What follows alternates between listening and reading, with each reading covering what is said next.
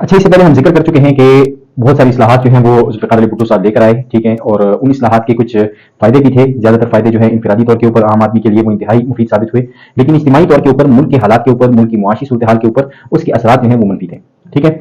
लेकिन ज़ुल्फ़िकार अली भुट्टो साहब को जिस चीज़ के लिए याद किया जाता है या जिसकी वजह से आज भी उनका नाम लेवा मौजूद है और उनके नाम के ऊपर इक़्तिदार जो है वो बार बार मिलता है लोगों को, जैसे कि 2 मरतबा उनकी बेटी जो है वो वज़ीर आज़म पाकिस्तान बनी, बेनज़ीर भुट्टो साहिबा। उसके बाद आसिफ अली ज़रदारी साहब जो हैं उनके दामाद हैं, ठीक है, वो इक़्तिदार के अंदर आए और सदर बने और अब दोबारा से सदारती उम्मीदवार हैं, ठीक है। इसी तरह ज़ुल्फ़िकार अली भुट्टो साहब के नवासे जो हैं बिलावल भुट्टो ज़रदारी साहब, वो भी आइंदा चंद सालों के अंदर जो है वो ज़रूर जो है वो वज़ीर आज़म के ओहदे के ऊपर होंगे, जिस तरह के हालात चल रहे हैं, ठीक है। लेकिन ज़ुल्फ़िकार अली भुट्टो साहब की वो चीज़ जिसकी वजह से आज भी उनको याद किया जाता है, जो उन्होंने पाकिस्तान के लिए जो काम किए, उनके अंदर जो सबसे ज़्यादा प्रायोरिटी बेस्ड चीज़ है वो है 1973 का आइन। अब आइन एक ऐसी चीज है, एक ऐसा दस्तूर, ठीक है, एक ऐसा डॉक्यूमेंट या दस्तावेज जिसकी वजह से, जिसकी बेस के ऊपर आप मुल्क की चीजों को चलाते हैं, ठीक है। मुल्क की उमूर जितने भी हैं उनको चलाने के लिए जो कानून है जिसके बेस के ऊपर वो चलते हैं उनको आइन कहा जाता है। अब 1973 से पहले भी 2 मरतबा आइन बन चुके हैं, लेकिन उन दोनों में से उन आइन में से कोई भी आइन ऐसा नहीं था जो यूनानिमसली पूरे के पूरे सियासी पार्टियों को मंजूर हो, ठीक है, क्योंकि वो डिक्टेटरशिप अयूब खान साहब के जमाने में या बना या उससे पहले जो है वो सिकंदर मिर्जा साहब ने जो बनाया, ठीक है, उसके अंदर तमाम सियासी जमातों का मशवरा उसके अंदर शामिल नहीं था, तमाम सियासी जमातें जो हैं वो उसके अंदर ऑन बोर्ड नहीं थी, जिसकी वजह से वो आगे चल नहीं पाया और उसके अंदर बहुत सारे फ्लॉज थे।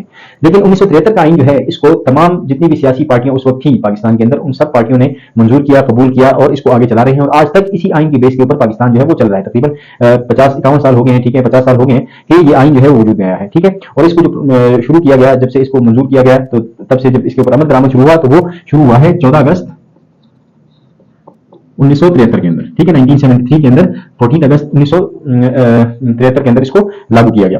अब इस आइन की ऐसी कौन सी खास बातें हैं, ठीक है, जिसकी वजह से ये जो है पिछले आइन से ज्यादा बेहतर था। एक चीज के अंदर ये कि ये एक वफाकी आइन है। वफाकी आइन का मतलब ये है कि पाकिस्तान जो है एक वफाक है, एक फेडरेशन है जिसके अंदर बाकी सूबे आते हैं, ठीक है। 4 सूबे हैं पाकिस्तान के बेसिकली, ठीक है। एक KPK जिसको पहले NWFP कहा जाता था, पंजाब, सिंध और बलूचिस्तान, ये 4 सूबे हैं पाकिस्तान के। और इसके अलावा वफाक है, ठीक है, इस्लामाबाद, और इसके साथ साथ शिमाली इलाकाजात जो हैं, ठीक है, नॉर्दर्न एरिया जो हैं आपके, वो इसके अंदर शामिल हैं। अब ऐसे कवानीन होंगे जिसकी वजह से वफाक जो है वो इन सारी अपनी जो बाजू हैं इन सबको इकट्ठा रखे हुए है, ठीक है। सूबों को भी इख्तियारात हासिल हैं, इस तरह नहीं है कि सूबे जो हैं वो बिल्कुल बेख्तियार हैं, उनको भी काफी सारे इख्तियारात दिए गए हैं जिसके अंदर वो अपने सूबाई इंतजाम जो हैं वो चला सकते हैं, लेकिन ये एक यूनिट के तौर के ऊपर काम करेंगे, ठीक है। अच्छा, दूसरी चीज जो इसके अंदर बहुत अहम है वो ये है कि ये एक तहरीरी आइन है। इससे पहले वाले 2 आइन जो थे वो भी तहरीरी थे, लेकिन दुनिया के अंदर ऐसे आइन मौजूद हैं जो तहरीरी शक्ल के अंदर नहीं मौजूद, ठीक है। अच्छा, वो सिर्फ ज़बानी आइन है। अब तहरीरी आइन है ये और इसकी दफात जो है वो 280 है, ठीक है, यानी 280 पॉइंट्स हैं इसके। अब 280 पॉइंट्स कोई भी कहेगा कि 280 पॉइंट्स तो 4-5 पेजों के अंदर आ जाएंगे, लेकिन 280 पॉइंट्स को जब हम अपने आइन की किताब को देखते हैं तो वो इतनी मोटी किताब होती है। अब वो इतनी मोटी किताब कैसे बन गई? अब इस तरह वो बनी क्योंकि हर एक दफे के अंदर फिर ज़ेली शिकें हैं, ठीक है, और ज़ेली शिक के अंदर और शिकें हैं। जिस तरह हमारे पास बहुत मशहूर जो शिक है, ठीक है, वो ये है 58(2)B। तो आर्टिकल नंबर 58 है, 58 के अंदर फिर और आर्टिकल हैं, ठीक है, 1 2 3 4। अब 58 आर्टिकल के अंदर 2 आर्टिकल है, उस 2 जो उसकी सब आर्टिकल है, उस सब आर्टिकल के अंदर फिर और सब आर्टिकल है ABC की सूरत के अंदर। तो इस तरह हर आर्टिकल की फर्दर एक्सप्लेनेशन जो होती है, ठीक है, तो उसको एक्सपेंड कर देती है और उसको बहुत ज्यादा वसी कर देती है, ठीक है। अच्छा, ये है पार्लिमानी आइन। पार्लिमानी आइन का मतलब यह है कि इसके अंदर ताकत का सरचश्मा जो है वो वजीर आजम होगा, पार्लियामेंट होगा। हमारे जो अरकान असेंबली के अंदर जाते हैं, पार्लियामेंट के अंदर जाते हैं, उन अरकान को इख्तियार होगा और उनके पास ताकत होगी। इसके अंदर जो इख्तियारात हैं वो प्राइम मिनिस्टर के पास होते हैं, सदर के पास नहीं होते, ठीक है। पार्लिमानी आइन इस किस्म का होता है। फिर इसके अंदर है, ठीक है, कि ये 2 ऐवानी मुकन्नना है, ठीक है, यानी कानून साज असेंबली जो हमारे पास है उसके अंदर 2 ऐवान होंगे। कौन कौन से 2 ऐवान होंगे? एक आपके पास होगी नेशनल असेंबली और एक आपके पास होगी सेनेट। नेशनल असेंबली को ऐवान ज़ेली भी कहा जाता है, जिसको इंग्लिश में लोअर हाउस कहते हैं, और सेनेट को ऐवान बाला कहा जाता है, जिसको इंग्लिश में अपर हाउस कहते हैं। यानी ये 2 ऐवान हैं, ठीक है, जो कानून बनाएंगे। पाकिस्तान के आइन के मुताबिक, 1973 के आइन के मुताबिक, ये दोनों ऐवान ऐसे ऐवान हैं जो कि कवानीन बनाने के अहल हैं और वो कवानीन बनाएंगे। अब नेशनल असेंबली के अंदर जो नशिस्तों की तादाद है आजकल 366 है, ठीक है, लेकिन इससे पहले 366 से पहले ये 372 हुआ करती थी।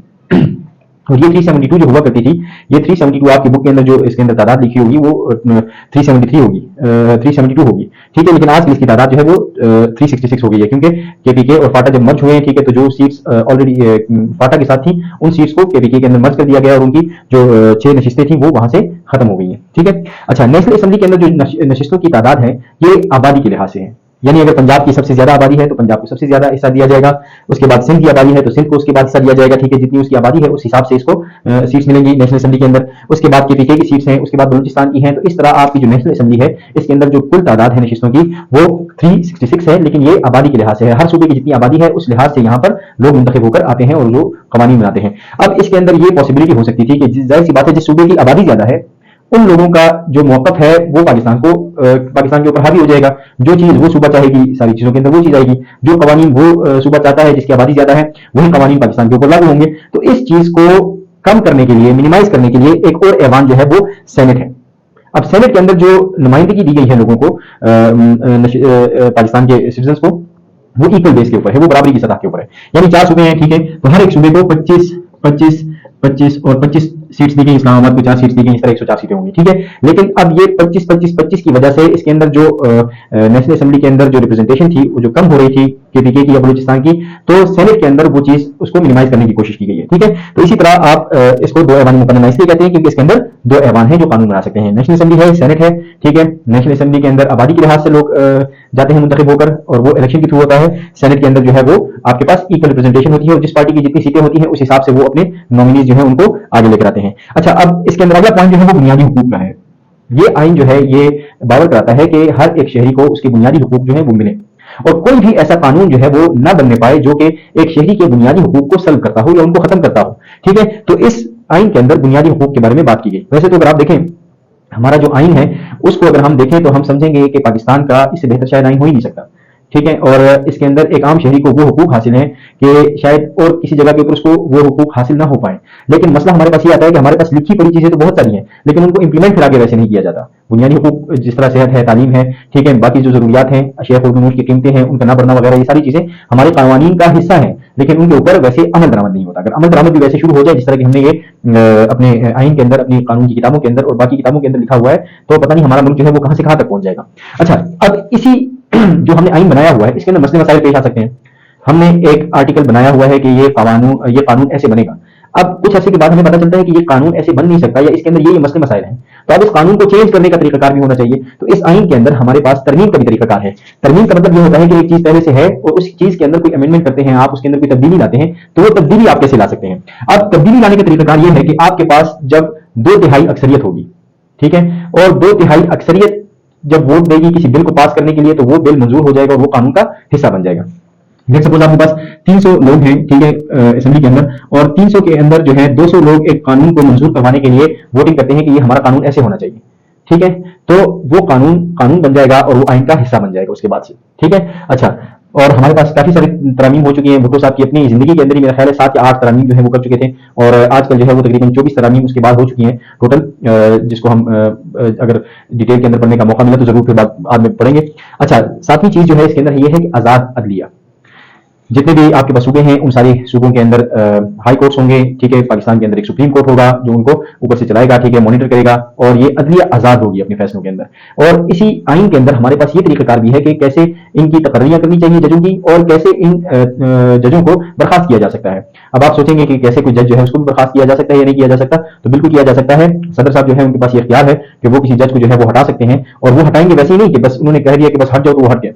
इससे पहले सुप्रीम जुडिशियल काउंसिल होगी, यानी बहुत सारे दूसरे जजेस होंगे जिनकी एक काउंसिल होगी, मुशावरती इजलास होगा, वो मशवरा करेंगे, पॉइंट्स देंगे कि इस जज को बदनवानी की वजह से, करप्शन की वजह से या किसी और गलत वजूहात की वजह से ये बहुत मुख्तलिफ चीजों के अंदर मुलविस है, इसको हटा दिया जाए। और ये वो मुरासला जो है वो सदर साहब को भेजेंगे और सदर साहब फिर वहां से जो है वो इसका टर्मिनेशन लेटर जारी कर देंगे कि इसको बर्खास्त कर दिया जाए, ठीक है। अच्छा, इसके अंदर एक और चीज हमारे आइन के अंदर जो है वो बिला वास्ता इंतखाबात है, ठीक है। अब आप कहेंगे कि बिला वास्ता इंतखाबात के पहले नहीं होते थे, तो अयूब खान साहब के जमाने में बिला वास्ता इंतखाबात नहीं हुआ करते थे, ठीक है। आपके पास पहले आप नाज़मीन को चुनते थे, वो नाज़मीन आगे फिर जो है आपके लिए आगे मेंबर्स जो है उनको चुनते थे। अब बिला वास्ता इंतखाबात का मतलब ये है कि डायरेक्ट इलेक्शन, हर एक आदमी को ये इख्तियार हासिल है कि वो वोट दे और अपना नुमाइंदा जो है वो असेंबली के अंदर आगे भेज दे। और जब वो असेंबली के अंदर जाता है तो वो उन लोगों की नुमाइंदगी करता है और उन लोगों के लिए कवानीन बनाता है। ठीक है, अभी रिसेंटली हमारे पास 2024 के अंदर फरवरी के अंदर 8 फरवरी को जो इंतखाबात हुए, डायरेक्ट इंतखाबात इस तरह के होते हैं। ठीक है, और इसके अंदर कौमी जबान जो है उसके हवाले से कहा गया कि उर्दू हमारी जो है वो कौमी जबान होगी। अब जाहिर सी बात है, इससे पहले जो है क्या उर्दू नहीं थी, इससे पहले उर्दू के साथ साथ बंगाली भी थी, क्योंकि आपके पास ईस्ट पाकिस्तान जो है वो भी आपका हिस्सा था। ठीक है, लेकिन इसके बाद जो है आपके पास चूंकि बांग्लादेश अलग मुल्क बन गया तो अब उसकी जरूरत बाकी नहीं रही थी, तो उर्दू जो है उसको पाकिस्तान कौमी जबान का दर्जा दिया गया। अच्छा, ये सारी चीजें तो इसका एक जबरदस्त चीज है, लेकिन इसके अलावा आपके पास जो इस्लामी कवानीन है उनको भी इसके अंदर शामिल किया गया। और आपके इस आइन का हिस्सा है कि हाकमियत जो है, आपको जो प्रियम्बल है, जो ऑब्जेक्टिव रेजोल्यूशन है, ठीक है, उसको आपका इफ्तिताहिया के तौर के ऊपर रखा गया और उसके अंदर है कि हाकमियत जो है वो सिर्फ अल्लाह ताला की है और इंसान जो पाकिस्तानी अवाम है वो जो इस मुल्क को चलाएंगे, ठीक है, तो वो बिल्कुल इस्लामी कवानीन के मुताबिक चलाएंगे। और इसके अंदर जितनी भी इस्लामी शरन जो चीजें जायज थी, जो चीजें होनी चाहिए थी, वो इस आइन का हिस्सा बनाई गई। ठीक है, और पहली मरतबा एक मुसलमान की तशरीह भी की गई कि एक मुसलमान है कौन जो अल्लाह ताला की जो अल्लाह ताला को एक माने और हजरत मोहम्मद सल्लल्लाहु अलैहि वसल्लम को आखिरी पैगंबर तस्लीम करे। तो ये एक मुसलमान की डेफिनेशन हो गई और इस डेफिनेशन को ना मानने वाले जो है उनको गैर मुस्लिम जो है अक़लियत डिक्लेयर कर दिया गया इसकी रूह के अंदर। ठीक है, तो एक ही मरतबा एक ही बात जो है वो इस आइन के अंदर ये मसला सिरे से खत्म कर दिया गया कि कौन जो है मुसलमान है और कौन मुसलमान नहीं है। ठीक है, इसको बार बार दोबारा उछाला जाता है, बहुत सारे मौकों के ऊपर कोशिश की जाती है कि इसको खत्म कर दिया जाए, लेकिन इसके साथ साथ हमारे इस कानून को या इस्लामी कवानीन को तहफ़्फ़ुज़ देने के लिए और भी बहुत सारी चीजें, जैसे इस्लामिक जुडिशल काउंसिल है, ठीक है, या CII है, आपके पास इस्लामी नजरियाती काउंसिल जो है, इस्लामी नजरियाती काउंसिल, ठीक है, उसका काम इसका हिस्सा है, जिसका काम यह है कि अगर कोई कानून ऐसा बन रहा है जो कि इस्लामी नजरियात से या शरीयत से मनाफी है तो उसको एब्रोगेट कर दिया जाए या उसको बनने न दिया जाए। ठीक है, तो ये ऐसे इस्लामी कवानीन की तशरीह करता है और उनको आगे फैलाता है। तो ये आइन जो है 1973 का, ये एक ऐसी चीज है जिसकी वजह से जुल्फ़िकार अली भुट्टो साहब को आज भी याद रखा जाता है और अच्छे अल्फाज के अंदर याद रखा जाता है, क्योंकि उनकी देन है ये। और जितने हमारे जो मामलात हैं जो काफी हद तक ठीक जा रहे हैं वो इस आइन की मरहून मिन्नत है। ठीक है, इंशाल्लाह अगले चैप्टर के अंदर हम जो है वो जनरल ज़िया उल हक साहब का दौर पढ़ेंगे, कैसे जुल्फ़िकार अली भुट्टो जो है इनको हुकूमत से खत्म किया गया और उसके बाद इनको फांसी दी गई और इनकी जगह नई हुकूमत जो है वो जनरल ज़िया उल हक साहब ने शुरू की। अच्छा, अब ये जुल्फ़िकार अली भुट्टो साहब का जो दौर हुकूमत है ये 1971 से शुरू हुआ और 1977 तक चला। ठीक है, ये याद रखने की चीज है। 1977 के अंदर फिर इनका तख्ता जो है वो उलट किया गया और उसके 2 साल बाद इनके ऊपर एक केस बनाया गया, कत्ल का मुकदमा हुआ, जिसकी वजह से इनको फिर 1979 के अंदर जो है फांसी की सजा दे दी गई। ठीक है, वो हम अगले चैप्टर के अंदर पढ़ेंगे इंशाल्लाह।